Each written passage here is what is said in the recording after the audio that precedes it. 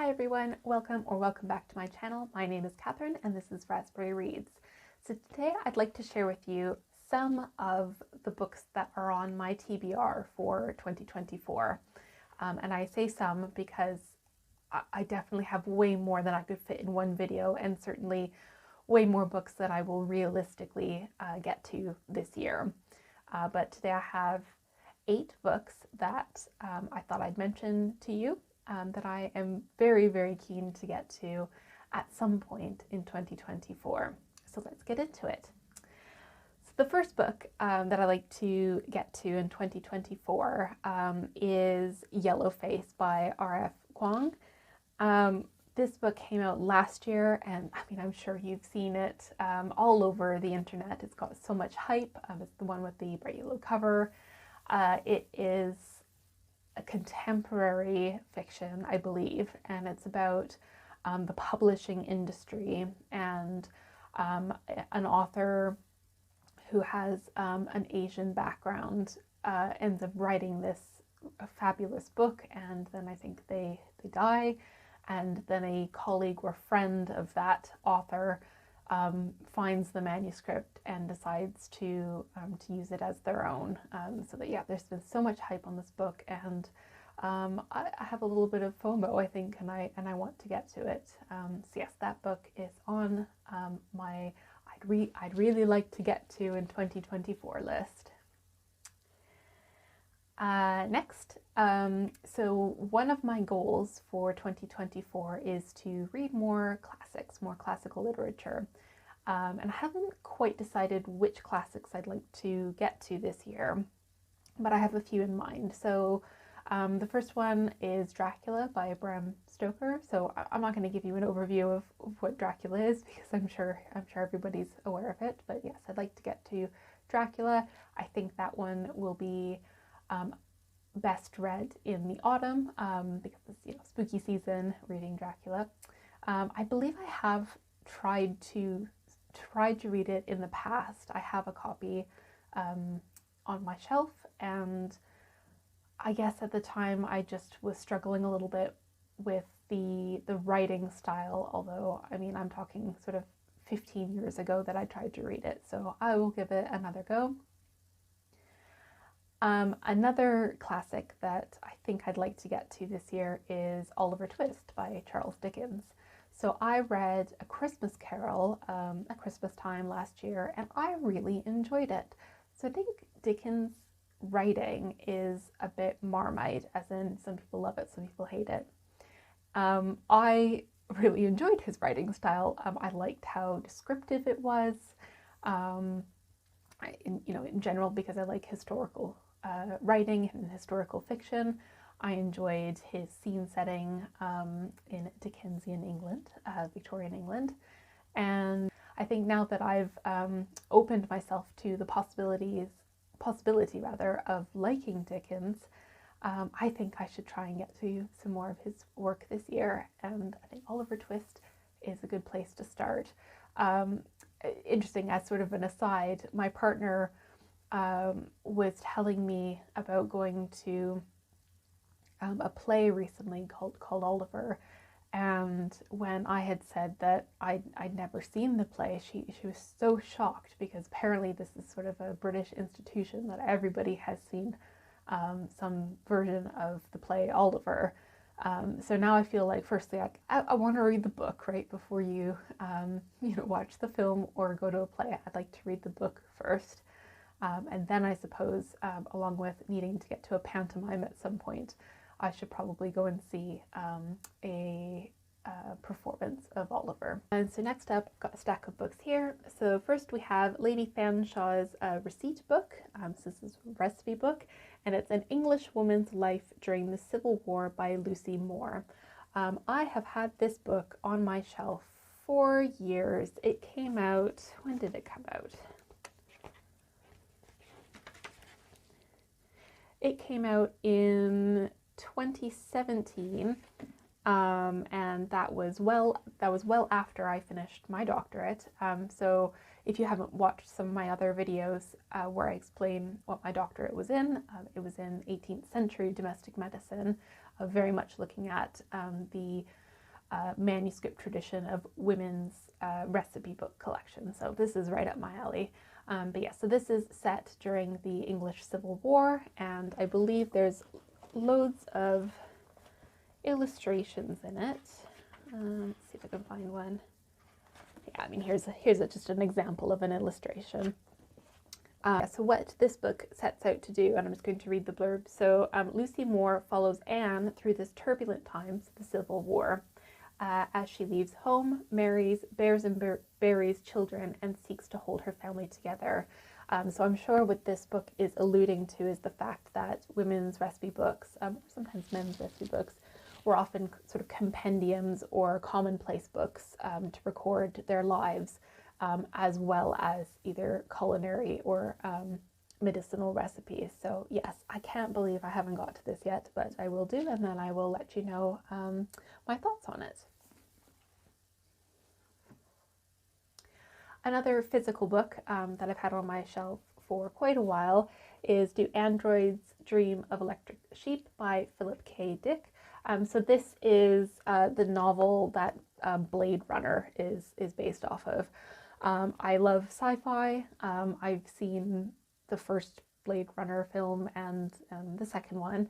I love both of them, but I'm very keen to get to this at some point. So yeah, this is a sci-fi or dystopian, and I'll read the blurb, and just in case you aren't familiar with the story already. So war had left Earth devastated. Through its ruins, bounty hunter Rick Deckard stalked in search of renegade replicants who were his prey. When he wasn't retiring them, he dreamed of owning the ultimate status symbol, a live animal. Then Rick got his big assignment to kill 6 Nexus 6 targets for a huge reward. But things were never that simple, and Rick's life quickly turned into a nightmare kaleidoscope of subterfuge and deceit. So yeah, I mean, I already know the story, but I'd like to get to the book at some point this year. Switching back to a book that I don't yet own a copy of, and this is The Bass Rock by Evie Wyld. This came out a few years ago, and it is historical fiction. From what I know of it, it's set in Scotland, I believe on the coast, and it follows, I believe, at least 3 timelines of with 3 different women. So there's one woman from the 1700s, there's another woman just after the Second World War, and then there's another woman, and she is more of like the current timeline. I think maybe it's in the 90s or early 2000s, I'm not sure. But yeah, I haven't really looked into too much about the actual plot of this book. I don't like to spoil books too much for myself, but from what I understand, this is basically about the interconnected relationships of these women between the different timelines. I've heard that it's very dark and sad. I think it deals with themes of trauma and maybe abuse.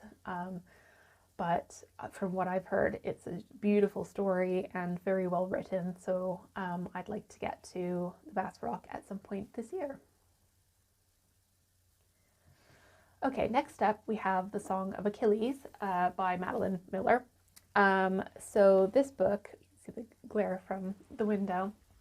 So this book, this is actually a copy that I bought my brother for either his birthday or Christmas a few years ago, and he read it and enjoyed it, and then said, oh, well, do you want to take it back to the UK with you so you can read it? And here it is, and I haven't got to it yet. I really liked Circe. I thought that was a beautiful book, very inventive.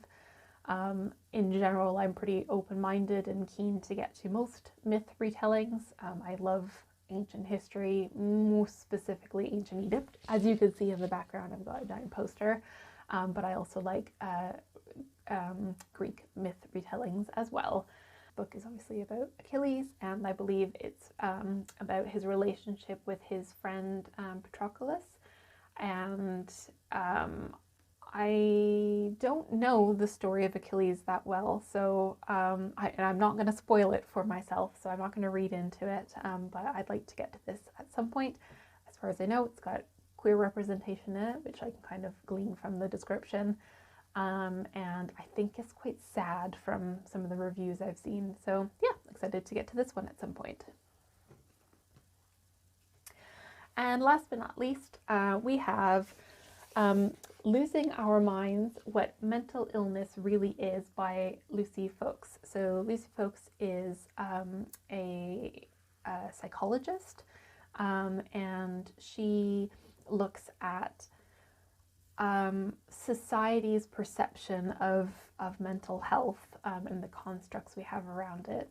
And what she particularly looks at is her argument is that mental health is being over medicalized to the detriment of mental health support. So what I can gather is that Lucy Foulkes looks at sort of social constructs or norms around mental illness, but also she does look, in her research, she looks into how we use language around mental health and sort of over-medicalizing ourselves or self-diagnosis, and sort of the difference between somebody using sort of in a relaxed way, oh, I have OCD or oh, I have anxiety, versus somebody who has a clinical diagnosis of OCD and anxiety,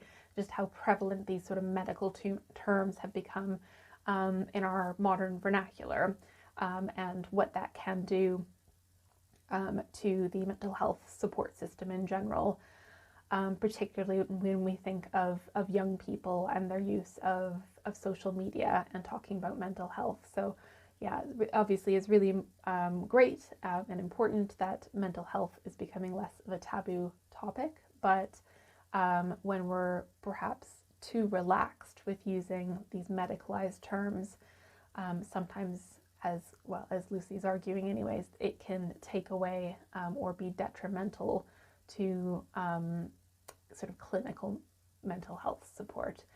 I'm familiar with her work anyways, just in the context of my role at work, but I was keen to learn more, and I think this will be helpful for my line of work, so I'm interested in getting to this at some point this year.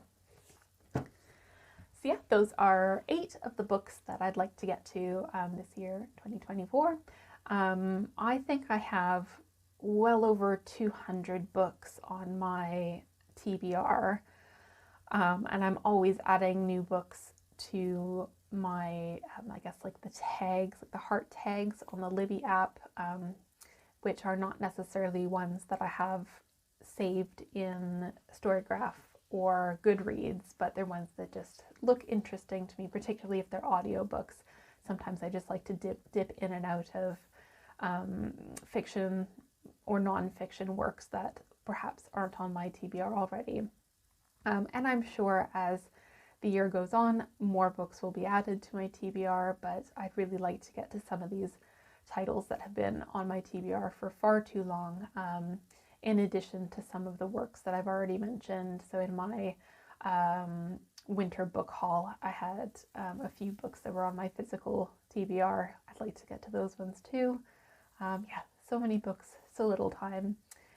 So let me know, are any of these books titles that you're interested in reading, or have you read them? If so, let me know in the comments. And what are the books that you are desperate to get to in 2024?